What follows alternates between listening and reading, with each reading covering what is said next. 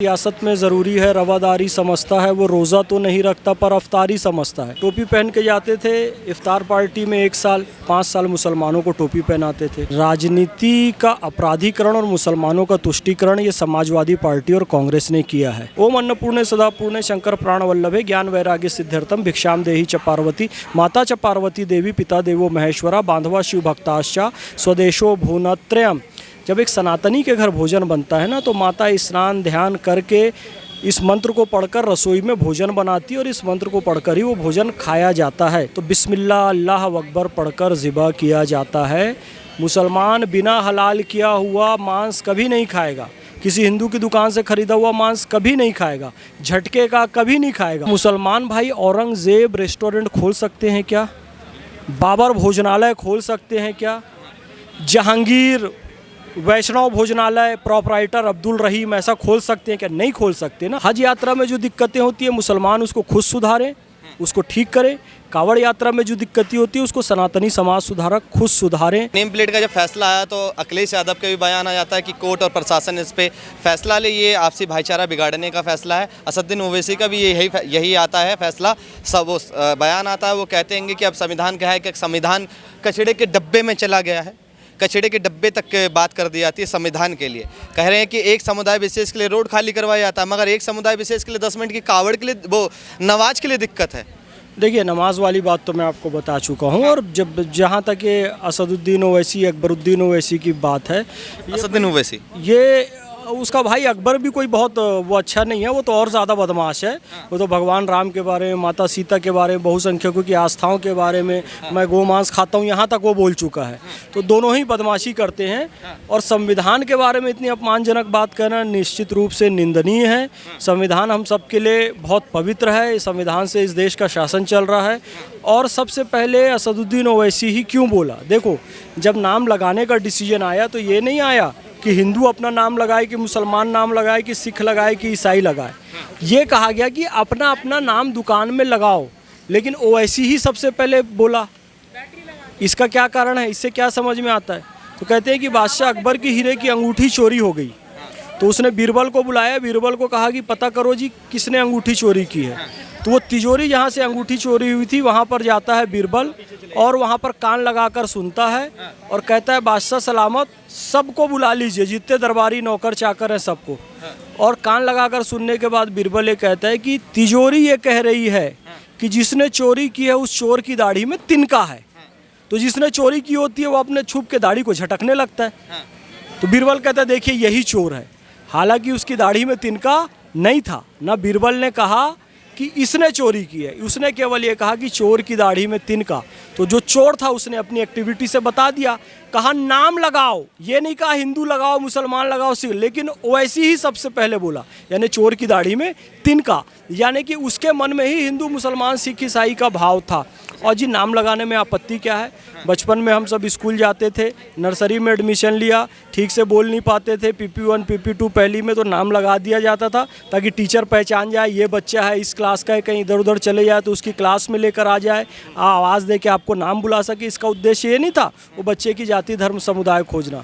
TT train में जाते हैं, TT नेम प्लेट लगा कर रखता है। आप फ्लाइट में जाइए तो पायलट जो है नेम प्लेट लगा कर रखता है, एयर होस्टेस नेम प्लेट लगा कर रखती है।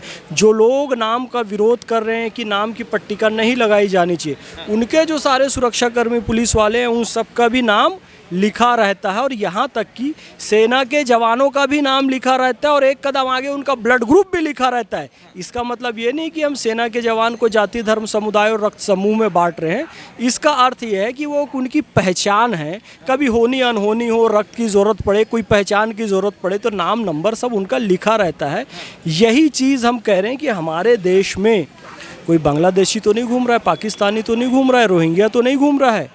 कौन नाम है, क्या है, दुकान कौन खोल के रखा है, वो जानकारी होनी चाहिए ना। और मुस्लिम भाई भी यदि खोलना चाहते हैं दुकान, ठीक है, माँ नौ दुर्गा के नाम पे दुकान खोल लें, तुलसी रेस्टोरेंट आप खोल लें, शिव शंकर भोजनालय खोल लें, नीचे में जो नाम है वो लिख दो, प्रोपराइटर अब्दुल रहीम। क्या दिक्कत है आपको? यदि सनातनी को खाना होगा तो वो खाएगा, नहीं खाना होगा तो नहीं खाएगा। तो देखिए, ये एक सामाजिक पक्ष है, ये एक राजनीतिक पक्ष है, इसका मैं आपको धार्मिक पक्ष भी बताता हूँ। ओम अन्नपूर्णे सदा पूर्णे शंकर प्राण वल्लभे ज्ञान वैराग्य सिद्ध्यर्थम भिक्षाम देहि च पार्वती माता च पार्वती देवी पिता देवो महेश्वरा बांधवा शिव भक्ताश्चा स्वदेशो भुवनत्रयम्। जब एक सनातनी के घर भोजन बनता है ना, तो माता स्नान ध्यान करके इस मंत्र को पढ़कर रसोई में भोजन बनाती है और इस मंत्र को पढ़कर ही वो भोजन खाया जाता है। इसी तरीके से जब एक मुसलमान के लिए जानवर ज़िबा किया जाता है तो बिस्मिल्लाह अल्लाह अकबर पढ़कर ज़िबा किया जाता है। मुसलमान बिना हलाल किया हुआ मांस कभी नहीं खाएगा, किसी हिंदू की दुकान से ख़रीदा हुआ मांस कभी नहीं खाएगा, झटके का कभी नहीं खाएगा। और ना किसी हिंदू, सिख या ईसाई ने आज तक मुसलमान को ज़ोर दिया कि तू भाई झटके का खा। जब मुसलमानों को किसी हिंदू ने ज़ोर नहीं दिया तो हिंदू भाइयों को ज़ोर क्यों दिया जा रहा है कि वो मुसलमान की होटल से ख़रीद के खाएं? आप नाम लिख दो, अब्दुल रहीम, सलीम, कलीम लिख दो। हिंदू को खाना होगा खाएगा, नहीं खाना होगा नहीं खाएगा। ज़ोर किसी को हमें नहीं देना है। ला इखराफिद्दीन, दीन के मामले में कोई ज़ोर ज़बरदस्ती नहीं है। इसके अलावा तो सुप्रीम कोर्ट वैसे इस पर रोक लगा चुका है, अंतरिम स्टे लगाया हुआ है, क्योंकि बहुत सारे कुछ अपराधी तत्व, अराजक तत्व इस नाम से अराजकता फैला सकते थे और फैला भी रहे थे, ये ओवैसी जैसे लोग अपने गुर्गों के माध्यम से, इसलिए वो रोक लगाई गई। और फिर मैं अपने मुस्लिम भाइयों से एक अपील करना चाहूँगा, मेरे भाई, जब औरंगज़ेब रोड का नाम बदला जाता है तो आप हंगामा करते हैं, Aurangzeb road, Jahangir road, Shahjahan road, Babur road. तो जब इनका नाम बदला गया, आपने विरोध किया कि भाई इनके नाम से सड़कें होनी चाहिए। तो उस नाम से यदि आपको इतना प्रेम है तो मुसलमान भाई औरंगज़ेब रेस्टोरेंट खोल सकते हैं क्या? बाबर भोजनालय खोल सकते हैं क्या? जहांगीर वैष्णव भोजनालय प्रोपराइटर अब्दुल रहीम ऐसा खोल सकते हैं क्या? नहीं खोल सकते ना। यदि आपको उन नामों से इतना प्रेम है तो अपनी दुकान में लगा लो, पर नहीं लगाओगे, क्योंकि आपको मालूम है कि आपको भारत में रह के यदि काम करे तो माँ अन्नपूर्णा के नाम से नाम रखोगे तब वो चलेगा, तुलसी माता के नाम पे, वैष्णो माता के नाम पे रखोगे तब चलेगा। तो जब जिस नाम से आपको रिस्क मिल रहा है, अल्लाह ने आपको भारत भूमि में पैदा किया, सनातनी यहाँ के बहुसंख्यक हैं, यदि उनके आराध्य देवी देवता का नाम आप लिख रहे हैं और उससे भोजन मिल रहा है तो उसकी इज्जत भी करनी चाहिए। खामखा आक्रांताओं के नाम के पीछे आपको पागल नहीं होना चाहिए, ना उनको अपना आइडियल मानना चाहिए। जिन्होंने यहाँ सनातन धर्म के साथ गलत किया है उनको कभी अपना आइडियल नहीं मानना चाहिए, अपनी सही पहचान दिखानी चाहिए, सबके हित में, सबके हक में है। हालांकि अभी तक तो इसमें नेता ही थे, मगर इसमें सोनू सूद बॉलीवुड की भी एंट्री हो जाती है। सोनू सूद का कहना है कि समाज में भाईचारा बना रहना चाहिए। कहा जाए, उन्होंने कहा कि भाईचारा बना रहना चाहिए। फिर उसके बाद एक युवा ने उनको एक रोटी पे थूकते हुए की वीडियो शेयर कर दी, तो उन्होंने कहा था कि राम जी ने भी सबरी के झूठे बेर खाए थे। इस बयान पर आप क्या सोचते हैं? देखिए, ये थूकना और खाने में ये सब इस्लाम बिल्कुल भी नहीं है, ये बिल्कुल गलत बात है। और कुछ बदमाश किस्म के लोग होते हैं, जानबूझ के ऐसे वीडियो बनाते हैं। इसका इस्लाम से दूर दूर तक कोई भी लेना देना नहीं है। ये थूकना किसी चीज़ में, ये सब बदमाशियां हैं, बिल्कुल ऐसा नहीं करना चाहिए। इसका इस्लाम से कोई लेना देना नहीं है। फिर मैं कहना चाहूँगा, सोनू सूद ने जहाँ तक बात कही है, देखिए 4 रामायण हैं। रंगनाथ रामायण तेलुगु में है, कंबन रामायण तमिल में है, संस्कृत में वाल्मीकि रामायण है, अवधी में रामचरितमानस है जो तुलसीदास जी की रामायण है। इन चारों रामायणों में शबरी ने झूठा करके कोई फल या बेर खिलाए हैं, इसका उल्लेख नहीं है। ये केवल और केवल एक लोक कथा है, यानी कि शास्त्रीय कथा नहीं है। एक शास्त्रीय नृत्य होता है, एक लोक नृत्य होता है, एक शास्त्रीय गीत होता है, एक लोक गीत होता है। उसी तरीके से शास्त्रीय कथाएं होती है और लोक कथाएं होती है। ये लोक कथा है, लोगों के मन में भावना है।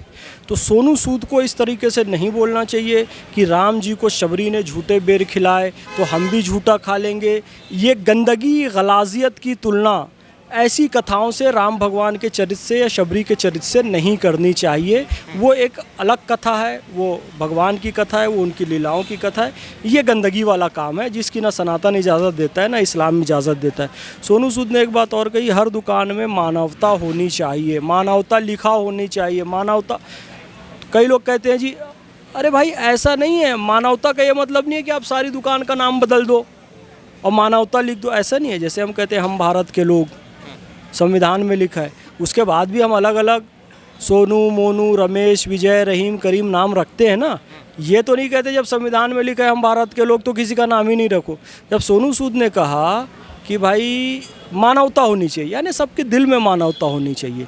नाम सब दुकान का मानवता हो जाए वैसे तो प्रैक्टिकली संभव नहीं है, तो इस बात को समझना चाहिए। हालांकि देखा जाए कि कावड़ यात्रा के तहत एक एजेंडा भी सोशल मीडिया पर सेट करा जा रहा है कि कावड़ यात्री लगातार हिंसा फैला रहे हैं, तो उसके लिए आप क्या कहेंगे? क्योंकि कई वीडियो ऐसे सामने आए कि गाड़ी तोड़ दी, रिक्शा तोड़ दिया, तो मतलब उस पर आप क्या कहेंगे? नहीं देखो, इस बारे में शासन प्रशासन को अपनी व्यवस्थाएं बनानी चाहिए और इस विषय में सनातनी भाइयों को अपनी व्यवस्था बनानी चाहिए। जब हज में स्टैम्पेड होता है, 400-500 लोग ख़त्म हो जाते हैं, हज में जाते हैं, तो उस समय सनातनी भाइयों को कुछ निगेटिव नहीं कहना चाहिए।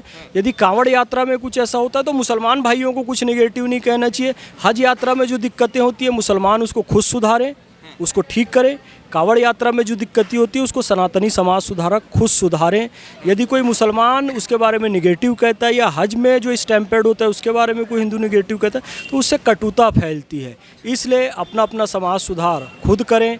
कुछ गड़बड़ियां हैं तो उसको सनातनी भाई सुधारने में सक्षम है, उसको सनातनी आगे बढ़ के सुधारें। लास्ट सवाल मेरा ये है कि कांग्रेस के अध्यक्ष जो उत्तर प्रदेश के अजय राय और प्रियंका गांधी का भी बयान आता है कि देश संविधान से चलेगा और जो अगर उत्तर प्रदेश में हमारी सरकार आ जाती है वापसी तो जैसे मुस्लिम भाई पहले रहते थे वैसे ही रहेंगे और ये फैसले जो हैं वो बदले जाएंगे, क्या वो 3 तलाक का हो या और भी अन्य फैसले? देखिए, इसको आप हेडलाइन बना दीजिए, राजनीति का अपराधीकरण और मुसलमानों का तुष्टीकरण ये समाजवादी पार्टी और कांग्रेस ने किया है।